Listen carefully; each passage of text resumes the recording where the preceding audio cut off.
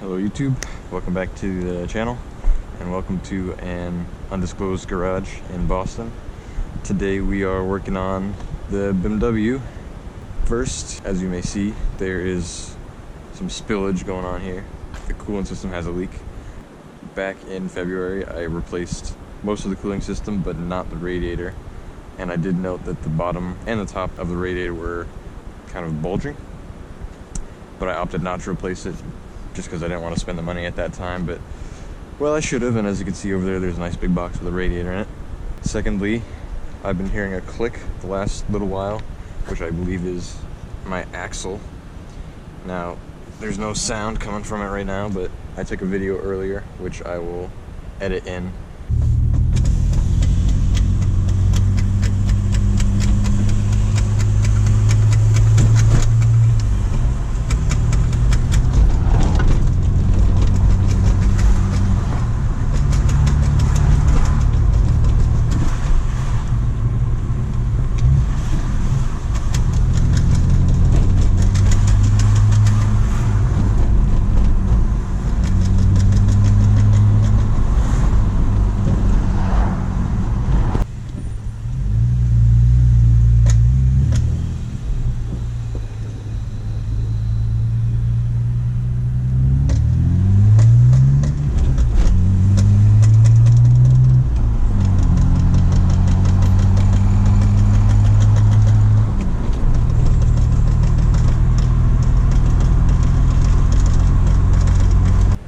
So as you can see, it's like when you're giving it gas, you can hear that clicking that goes with wheel speed.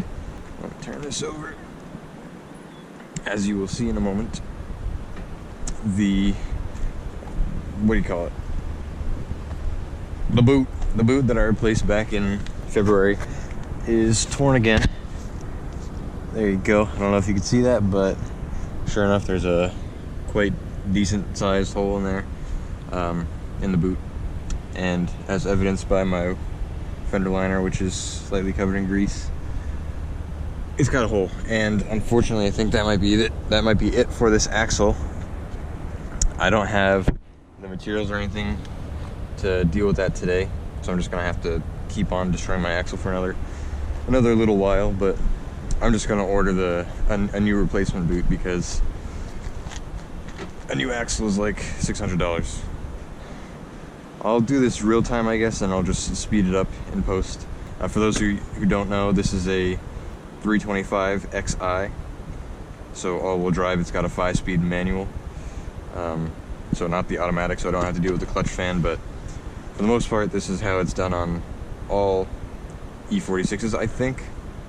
I'm actually not going to say that. I don't know that that's how it's done. This is how it's going to be done on this car. First, remove this shroud. There's 3 pop rivets here that I've already removed, and then take this out. There's 2 bolts here and 2 clips that lead to the MAF, and then just kind of pull it away from here, and then you can kind of tilt it up. There's this little bracket that goes in there, which is why I have to kind of do that motion. As you can see, there's plenty of, well, it's just water actually. I don't know why it's blue, but plenty of that all over the place. Once you've done that, I don't know what the next step is. Just gonna remove this cap though. You can see, quite low. But we're gonna start by draining the coolant here. There's a drain screw underneath the radiator. A large flathead or an even larger Phillips will do it. But yeah, you just wanna take that drain screw out. It's on the bottom right-hand corner. Nope, left-hand corner. Ooh. Of the radiator. The jack's in the way a little bit. Just gonna position that. This is what it looks like. It's got an O-ring on it. Oh nice. Still has the silicone grease that I think I put on it. Maybe. You want to have the cap off just so that it doesn't draw a vacuum. I'm gonna pull out the bleeder screw as well, just because these, so I don't lose them. I'm gonna put them over here. There we go. Once we've done that, going to work on getting this upper hose off. There's just 1 clip here. Yes, of course, there's 2, so don't pry until you've taken both these clips off. Now you can gingerly pry away. There we go. Got it off of that, and then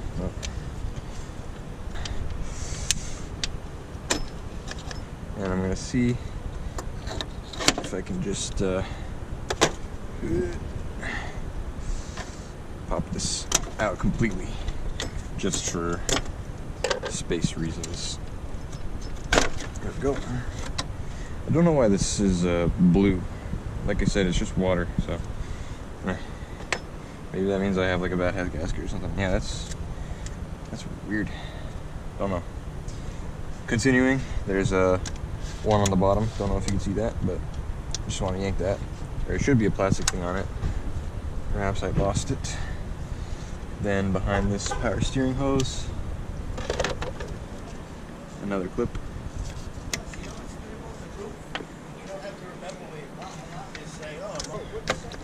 There we go. Make sure your pan is positioned correctly. Oh yeah. Plenty. I'm just gonna move that up out of the way. Oh no, I lost the tag. The alternator cooling hose is kind of in the way, so I'm just gonna pop that off. Should be able to just kind of yank and pry on it, I think. Yeah, there we go. It comes in two pieces. I'm gonna see if I can get it out as one. No, I'm giving up. There we go. There you go. The bottom piece just fell out there, and here's the top piece. Just gives you a little more room. There's the bottom one. Now I have access to the bottom of the cooling reservoir. Pop that clip up. Pull that hose off if you can. Maybe I'll get under there real quick. See if I can do it.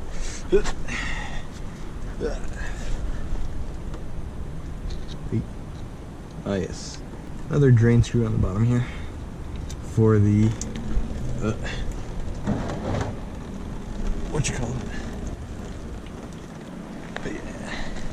There you go. More water. There's also a plug here that I just undid from above. You can do it from above if you want. For the level sensor, I believe. Now the reservoir is drained. I'm just gonna keep on wiggling this. Keep on wiggling. There we go. Bottom hole's off. Now, this is thing. Should be able to, yep. Easy peasy. That's how you remove the expansion tank. Oh, there's still fluid in it. Don't turn it over your engine. I think I did that last time as well, but oh well. There you go, expansion tank out. As you can see, date, ooh, whatever that means. I replaced this not 6 months ago. I don't think that it's the problem. Yeah, matter of fact, just looking at it, I don't see any, other than like up here. Maybe. Could have been this one that was leaking, but I don't think so. I think that it was a radiator.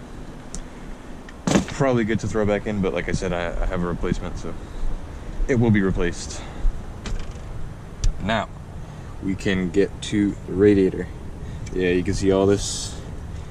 Pretty darn sure it's a radiator. I thought it was a crack here. I JB welded this myself. Didn't fix it, so that's how we got here. We're gonna go for the E-fan now. Over on this side, there are two plugs. There's this one little guy up top. Come on now. There we go. And then there's this big guy right next to it. There we go. That's that. And then there's a Torx T25, I think, on either side.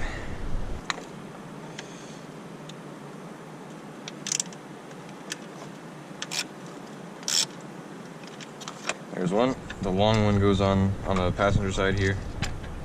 It goes all the way through it, holding not just the fan, but the radiator.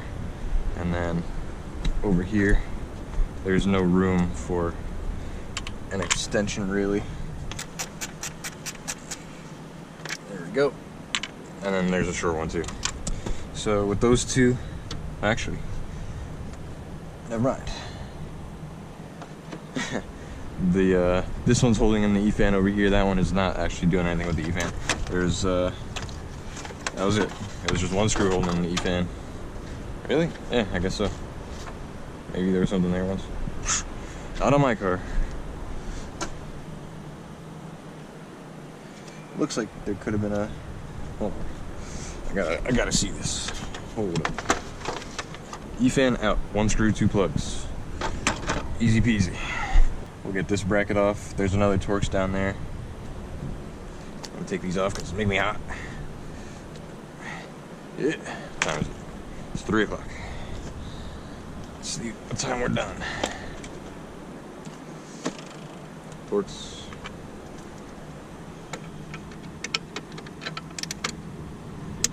Definitely no space down here for an extension. The support bracket is in the way. Same length as the top one by looks. And then this should come off. If this is on, should. Well, no movement over here. I'm gonna go to the other side. Just gonna pop that guy up. Same as we've seen. Move the drain pan over.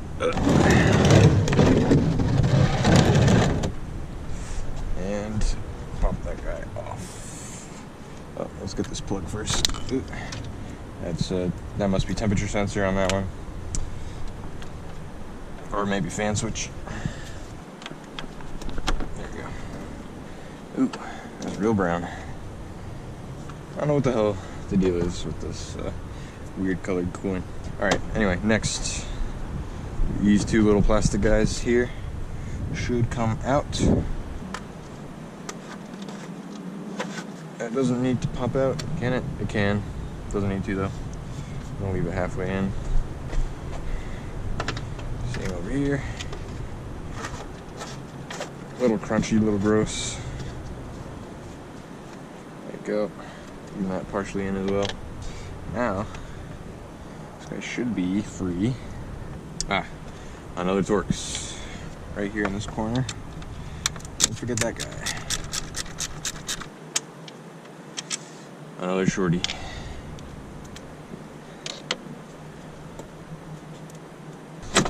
Oh yeah.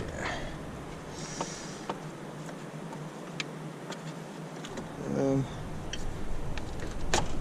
we go. Go over here too. And we are free. Get my arm out and then work on shifting this guy up. Yeah, you should definitely remove this first. Mine is stuck on for some reason, so that's why I haven't removed it yet, but just kind of keep on yanking and prying and she'll come. Get this power steering on. Go. There we go. Oh yeah.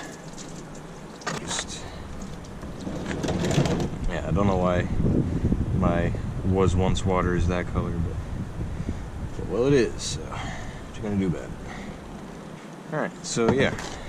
It's tough to see where exactly this was leaking from, because over here it looks like there might have been something going on. Obviously it's like way bulged out on both sides. I don't know why that is actually. But yeah, I don't know if it was here or if it was over here. Like I said, there was like what looked like a crack over here, which I JB welded, but obviously it didn't do anything. Maybe it did something, but not enough anyway. Alright, now I'm gonna try and get this off. Now that oh, never mind, came out. Got it. You need that. Don't get rid of it. This, on the other hand, you could throw it as hard as you can.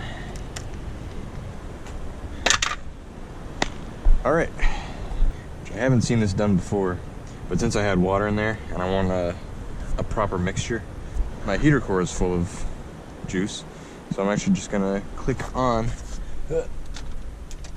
key on, and click on my thing, see if it decides to pump out some juice. See, I hear the mump, the mump, but no juice. Oh, maybe some juice is coming out. Some people say to run the engine, but when you're bleeding, that is not at this stage. Well, I see nothing going on, so I'm gonna turn off the key. Now this is a CSF 3708 OEM style. I did a lot of debating whether I wanted to go with OEM style or the CSF's all aluminum. Obviously you can see the decision I made was the OEM style, but ultimately I couldn't bring myself to spend the like 3 times as much. This radiator was like $100 or $112. There it is. Beautiful. Smells good. It looks good. This one doesn't have a hole. This, huh, no drain screw. Good thing I looked at that. I'm gonna replace that so that I can, or should I? I don't know. Odd. I'm not gonna replace that. I'm gonna leave it as is because it's got a little green mark on it, and I like that. What was I saying? Did a lot of debating because upgrades versus OEM, you know, that's always a tough choice, but it was a decision I made. Alright, first step, get this guy back on. Throw the screws in. It's a weird looking screw hole, but what you gonna do? Nice bitch, then you die. A little bit off, to be honest, but hey. It was a $100 part. Same with this one, not gonna go too tight. Yep, that's good. And then, this part, there it is, which has not been on in a while due to smiley face radiator.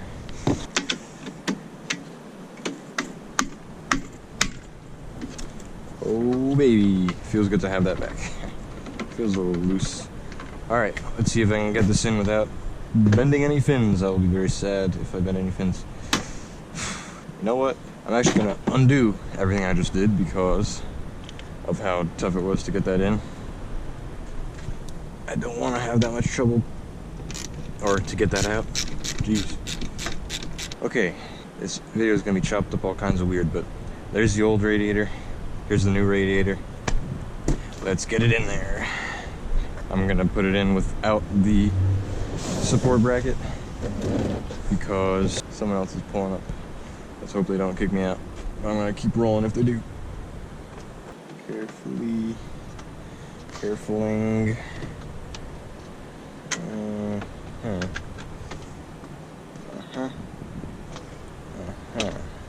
Yes. Yes, okay. There we go. So.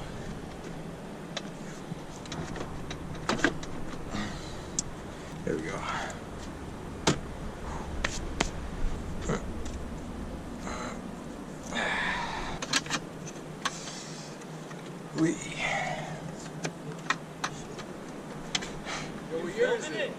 Okay, so as you can see, everything is back together, but not only that, a week has passed. When those chaps showed up, I advertised SCCA solo racing a little bit. Partway through our conversation, the GoPro died, so I finished everything else off camera, and pleased to report it all went smoothly. And in classic service manual fashion, installation is simply reverse of disassembly. Where we left off, the radiator was in, and I was putting in the expansion tank support bracket. You just want to hook it over the top, and then there's a little boss that slots into a bore, and then a screw. Then you can do the electric fan.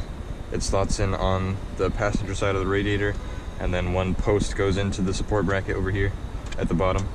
One screw, then the expansion tank and all its hoses, and then this stuff just kind of goes in nice and easily. I'm confident that the radiator and expansion tank are sealing. However, as you can see over here by this little blue stream, we do still have a leak, which is upsetting. Now I think I know what this is. When I was doing this last week, I wanted to drain my heater core and the block drain plug because, as I said, I was running straight water and I wanted a proper mixture.